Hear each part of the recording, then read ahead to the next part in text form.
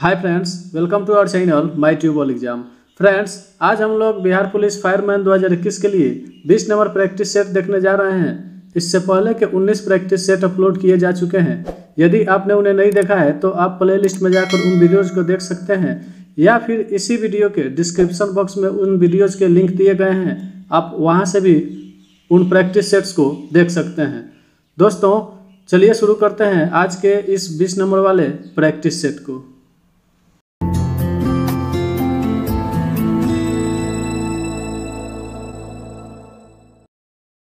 हमारा पहला सवाल है, किस मुगल शासक के काल में मुगलई सिक्के बंद कर दिए गए। दोस्तों, हमेशा की तरह आप लोगों को प्रत्येक प्रश्न पर 5 सेकेंड का समय दिया जाएगा सही उत्तर का चुनाव करने के लिए।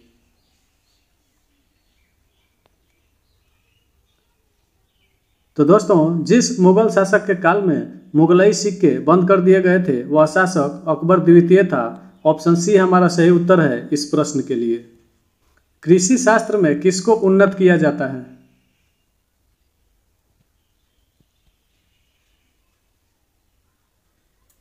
इसका सही उत्तर हो जाएगा ऑप्शन ए, कृषि शास्त्र में पौधों और पशुओं को उन्नत किया जाता है। हमारा 3 नंबर प्रश्न है, एम्पियर किसका मात्रक है।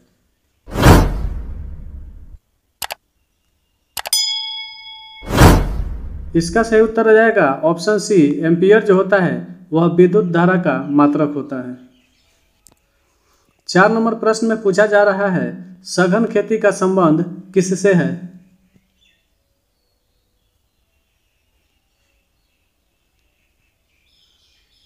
इसका सही उत्तर हो जाएगा ऑप्शन डी, सघन खेती का संबंध मौजूदा भूमि के सघन उपयोग से उपज बढ़ाने से है। 5 नंबर प्रश्न है, ट्रक फार्मिंग क्या है।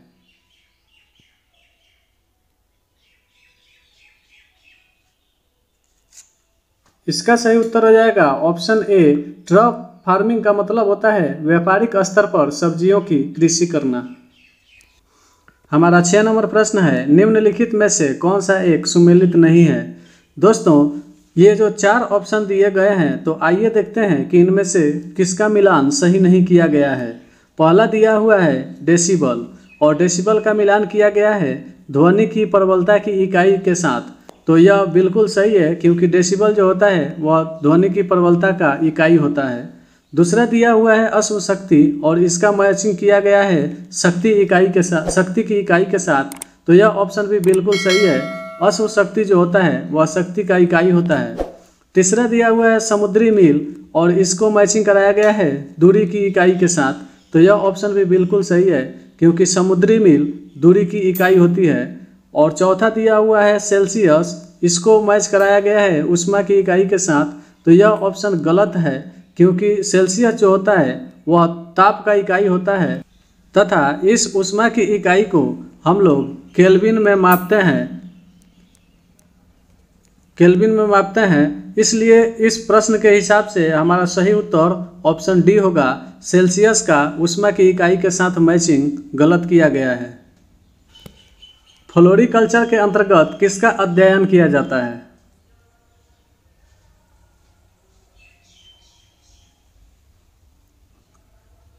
इसका सही उत्तर हो जाएगा ऑप्शन डी, फ्लोरिकल्चर में फूलों का अध्ययन किया जाता है। 8 नंबर प्रश्न है, नेल्लूर कांठा स्वामी उत्सव किस देश में मनाया जाता है।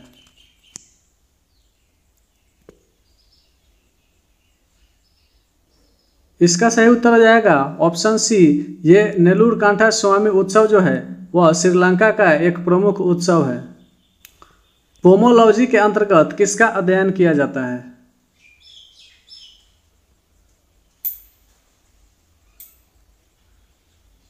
इसका सही उत्तर हो जाएगा ऑप्शन ए, पोमोलॉजी में फलों का अध्ययन किया जाता है, यानी फ्रूट्स का। CAS9 यानी कैस9 क्या है।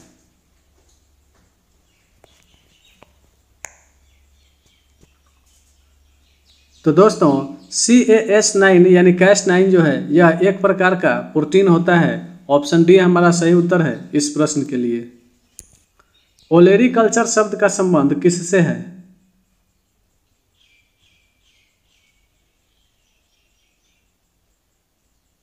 इसका सही उत्तर हो जाएगा ऑप्शन ए, ओलेरीकल्चर का संबंध सब्जी विज्ञान से है।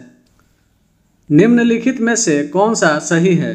दोस्तों, ये जो 4 ऑप्शन दिए गए हैं और सेंटेंस दिए गए हैं, आइए बारी बारी से देखते हैं कि इनमें कौन सा कथन सही है। पहला दिया हुआ है खरीफ फसलें सर्दियों की फसलें हैं, तो यह बिल्कुल गलत है, क्योंकि खरीफ फसलें जो होती है यह गर्मियों में बोई जाने वाली फसलें होती हैं।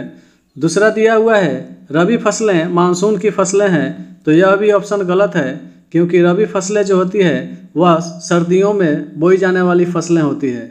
तीसरा ऑप्शन दिया हुआ है गेहूँ रबी की फसल है, यह बिल्कुल करेक्ट है, गेहूँ रबी की फसल है। चौथा ऑप्शन दिया हुआ है सरसों खरीफ की फसल है, यह भी गलत है, क्योंकि सरसों जो होता है वह रबी का फसल होता है, इसे भी आप लोग याद रखेंगे। इसलिए इस प्रश्न के लिए हमारा सही उत्तर ऑप्शन सी होगा, गेहूं रबी की फसल है, यही कथन सही है। निम्नलिखित में से किस राज्य में महादेई वन्यजीव अभयारण्य स्थित है?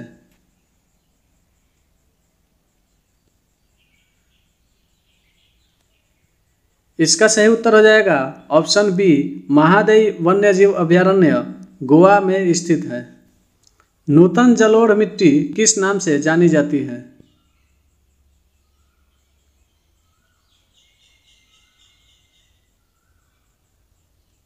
इसका सही उत्तर हो जाएगा ऑप्शन ए, नूतन जलोढ़ मिट्टी को खादर कहा जाता है, और जो पुराना जलोढ़ मिट्टी होता है उसे बांगर कहा जाता है। इन दोनों को आप लोग याद रखेंगे।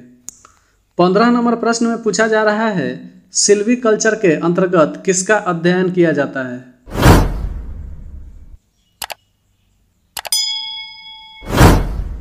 तो दोस्तों, सिल्वीकल्चर के अंतर्गत वनों का अध्ययन किया जाता है। ऑप्शन डी हमारा सही उत्तर है। 16 नंबर प्रश्न है राज्यसभा और लोकसभा की संयुक्त बैठक कब की जाती है?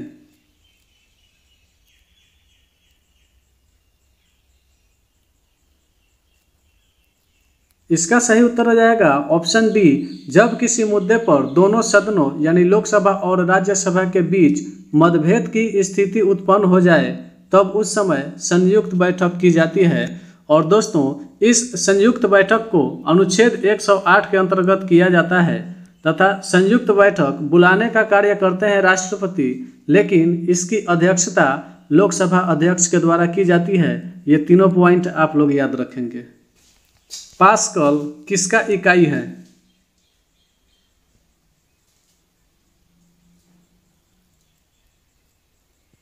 इसका सही उत्तर हो जाएगा ऑप्शन बी, पास्कल जो होता है वह दाब का इकाई होता है। मोनोकल्चर किसका एक विशिष्ट लक्षण है?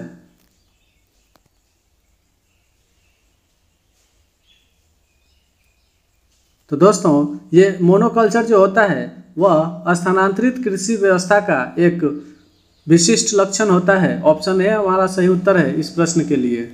निम्नलिखित में से कौन रबी की फसल नहीं है? दोस्तों, प्रश्न में पूछा जा रहा है रबी की फसल नहीं है, इसका मतलब है कि एक इसमें ऐसा फसल है जो खरीफ का फसल है।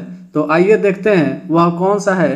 ऑप्शन ए में दिया हुआ है मूंगफली, तो यह मूंगफली ही खरीफ का फसल है, इसलिए उत्तर ऑप्शन ए ही होगा मूंगफली। बाकी के 3 जो बचे गेहूँ, जौ और मसूर, ये तीनों रबी के फसल है। और प्रश्न में पूछा जा रहा है कि रबी की फसल नहीं है, इसलिए ऑप्शन ए सही उत्तर हो जाएगा। मृदा से संबंधित विज्ञान क्या कहलाता है?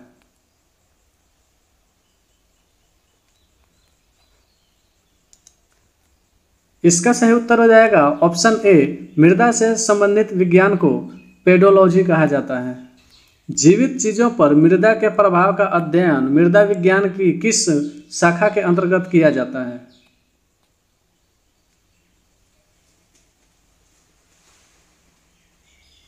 इसका सही उत्तर हो जाएगा ऑप्शन बी, एडाफोलॉजी शाखा के अंतर्गत किया जाता है। भारतीय कृषि अनुसंधान समिति ने भारतीय मिट्टी को कितने वर्गों में विभाजित किया है?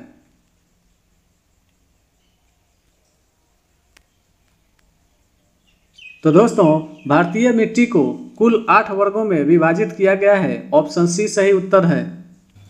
बिहार में संपूर्ण क्रांति का नेतृत्व करने का श्रेय किसे दिया जाता है?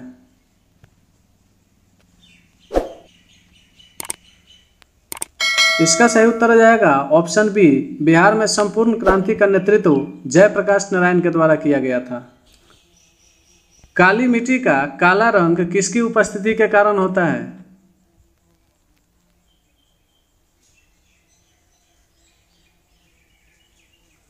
इसका सही उत्तर हो जाएगा ऑप्शन सी, टिटैनिफेरस मैग्नेटाइट एवं ह्यूमस के कारण। 25 नंबर प्रश्न में पूछा जा रहा है, सेल्सविग और होल्स्टीन का संबंध किस देश के एकीकरण से है?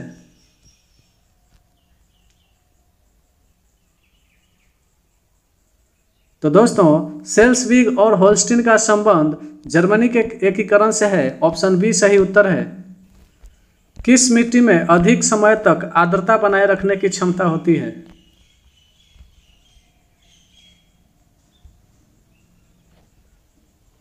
इसका सही उत्तर हो जाएगा ऑप्शन बी, काली मिट्टी में अधिक समय तक आर्द्रता बनाए रखने की क्षमता होती है। 27 नंबर प्रश्न है, कोशिका के बारे में निम्न में से कौन सा कथन सही नहीं है? तो दोस्तों, ये जो 4 कथन दिए गए हैं, आइए देख लेते हैं इनमें कौन से कथन में क्या बातें कही गई है।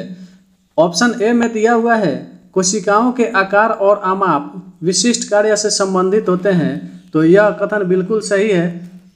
ऑप्शन बी में दिया हुआ है, कुछ कोशिकाओं के बदलते आकार होते हैं, तो यह भी बिल्कुल सही है। बहुत सारी कोशिकाओं के आकार बदलते हो रहते हैं। ऑप्शन सी दिया हुआ है, प्रत्येक कोशिका में निष्पादन की अपनी क्षमता होती है, यह ऑप्शन भी बिल्कुल करेक्ट है। और चौथा दिया हुआ है, सभी देह ऊतकों में एक ही प्रकार की कोशिकाएं विद्यमान है, यह ऑप्शन गलत है, क्योंकि सभी देह ऊतकों में अलग अलग प्रकार की कोशिकाएं विद्यमान होती हैं। इसलिए इस प्रश्न का सही उत्तर ऑप्शन डी होगा। किस मिट्टी में कृषि के लिए सिंचाई की आवश्यकता नहीं पड़ती है?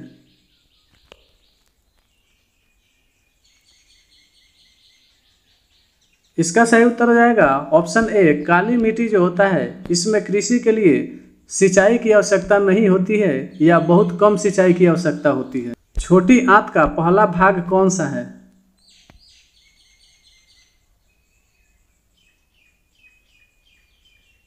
तो दोस्तों, छोटी आंत का जो पहला भाग होता है उसे हम लोग ग्रहणी के नाम से जानते हैं। ऑप्शन बी सही उत्तर है इस प्रश्न के लिए। किस मिट्टी का स्थानीय नाम रेगुड़ है?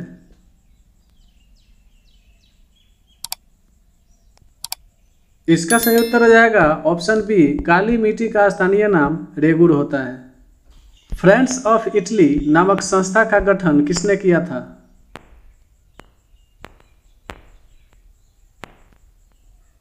इसका सही उत्तर हो जाएगा option D, friends of Italy संस्था का गठन जोसेफ मेजनी के द्वारा किया गया था। मूंगफली की खेती के लिए कौन सी मिट्टी उपयुक्त होती है?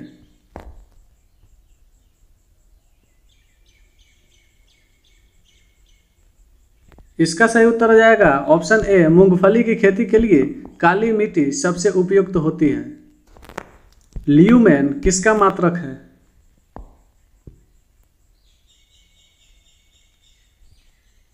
तो दोस्तों, ल्यूमेन जो होता है वह ज्योति फ्लक्स का मात्रक होता है। ऑप्शन बी सही उत्तर है इस प्रश्न का।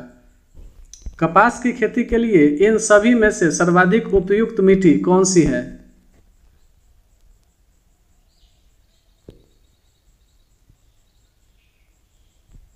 इसका सही उत्तर हो जाएगा ऑप्शन सी, कपास की खेती के लिए भी काली मिट्टी उपयुक्त होती है और काली मिट्टी मूंगफली की खेती के लिए भी उपयुक्त होती है।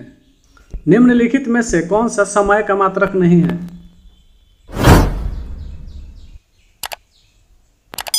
तो दोस्तों, ये अधिवर्ष, चंद्रमाह और सप्ताह तीनों समय के मात्रक हैं, जबकि यह प्रकाश वर्ष जो है वह दूरी का मात्रक होता है, यानी खगोलीय दूरी का मात्रक होता है। इसलिए ऑप्शन सी सही उत्तर है इस प्रश्न का। पार्सेक किसकी इकाई है?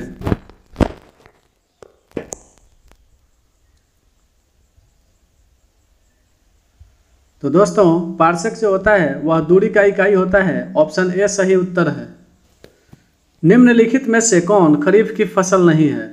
प्रश्न पर आप लोग ध्यान देंगे, पूछा जा रहा है कि खरीफ की फसल नहीं है, इसका मतलब है कि इसमें से एक फसल ऐसा है जो रबी का फसल है। तो आइए देखते हैं कि वह फसल कौन सा है। पहला दिया हुआ है ज्वार, तो ज्वार जो है यह खरीफ फसल है, इसलिए यह सही है।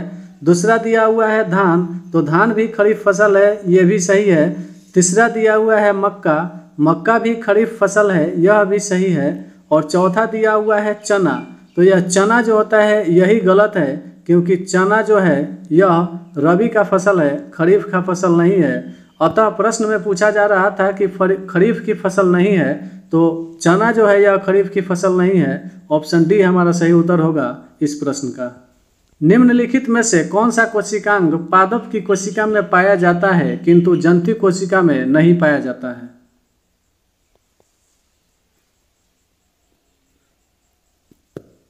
तो दोस्तों ये राइबोसोम, माइटोकॉन्ड्रिया और एंडोप्लाज्मेटिक रेटिकुलम ये जो होते हैं यह दोनों प्रकार के कोशिकांगों में पाए जाते हैं, लेकिन क्लोरोप्लास्ट जो होता है यह सिर्फ पौधों के कोशिकांग में पाया जाता है, इसलिए ऑप्शन ए सही उत्तर है इस प्रश्न का। गेहूं बोने का उपयुक्त मौसम कौन सा होता है?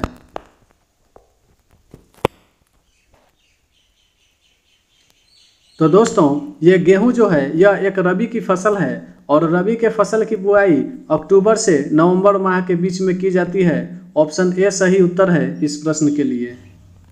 निम्नलिखित में से कौन कीट आकर्षक फसल है, यानी कि इन 4 फसलों में से वह फसल कौन सा है जो कीटों को अपनी ओर आकर्षित करता है?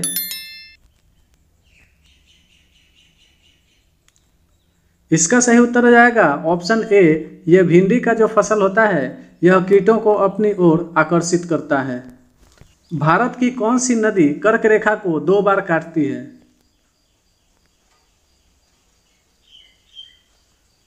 तो दोस्तों कर्क रेखा को 2 बार काटने वाले भारतीय नदी माही नदी है। ऑप्शन बी सही उत्तर है इस प्रश्न के लिए।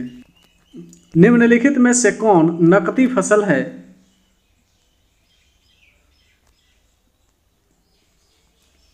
तो दोस्तों ऑप्शन सी में जो तंबाकू दिया है यह नकदी फसल के अंतर्गत आता है। भारतीय संविधान का डिजाइन किसने तैयार किया था?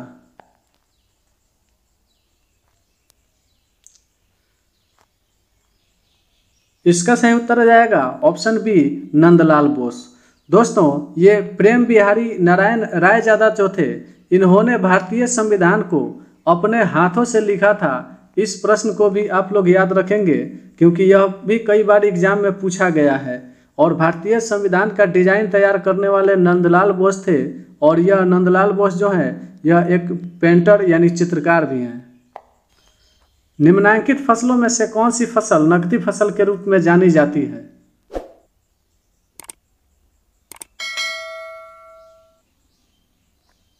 इसका सही उत्तर हो जाएगा ऑप्शन डी, कपास। ये कपास जो है इनमें नकदी फसल है। निम्नलिखित फलीदार पौधों में कौन सा पेट्रोपादप भी है?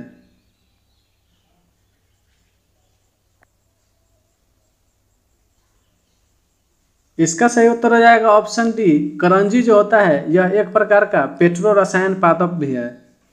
मीथेन, एथेन और प्रोपेन किस श्रेणी के सदस्य हैं?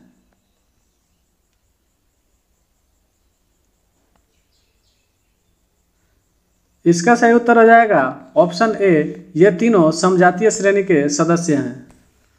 निम्नलिखित 4 ऊर्जा फसलों में से एक की खेती एथेनॉल के लिए की जा सकती है। आपको बताना है कि वह फसल कौन सी है।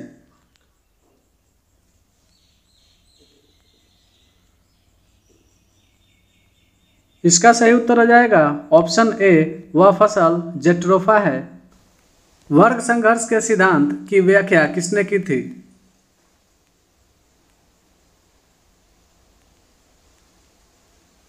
इसका सही उत्तर हो जाएगा ऑप्शन सी, वर्ग संघर्ष के सिद्धांत की व्याख्या कार्ल मार्क्स के द्वारा की गई थी। रेशा फसलें निम्नलिखित में से कौन सी है? दोस्तों यहाँ जो ग्रुप में फसलों के नाम दिए गए हैं उनमें से आपको उस ग्रुप को पहचानना है जिसमें रेशा फसलें यानी फाइबर क्रॉप्स मौजूद हैं।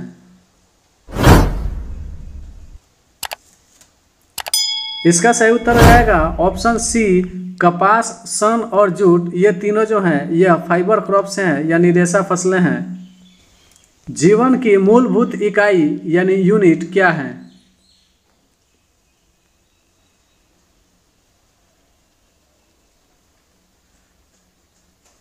तो दोस्तों जीवन का जो मूलभूत इकाई होता है वह कोशिका होता है यानी सेल होता है। ऑप्शन ए सही उत्तर है इस प्रश्न के लिए। दोस्तों तो यह था बिहार पुलिस फायरमैन का 20 नंबर प्रैक्टिस सेट और इसमें कुल हमने 50 अति महत्वपूर्ण प्रश्नों को देखा। दोस्तों इससे पहले के 19 प्रैक्टिस सेट अपलोड किए जा चुके हैं। यदि आपने उन्हें नहीं देखा है तो आप प्लेलिस्ट में जाकर उन वीडियोज़ को देख सकते हैं। और एक बात आपको बता दे रहे हैं कि या तो जून के अंत में या फिर जुलाई माह के शुरुआत में आपका बिहार पुलिस फायरमैन का एग्ज़ाम होने का संभावना बहुत ज़्यादा है। इसलिए आप लोग अपनी तैयारी में कोई कोताही न बरतें और कमर कस लें, तैयार हो जाएं इस एग्ज़ाम को क्रैक करने के लिए। मिलते हैं बिहार पुलिस फायरमैन के अगले प्रैक्टिस सेट यानी प्रैक्टिस सेट नंबर 21 में। तब तक आप लोग अपना ध्यान रखें, ख्याल रखें और लगातार प्रैक्टिस जारी रखें। धन्यवाद।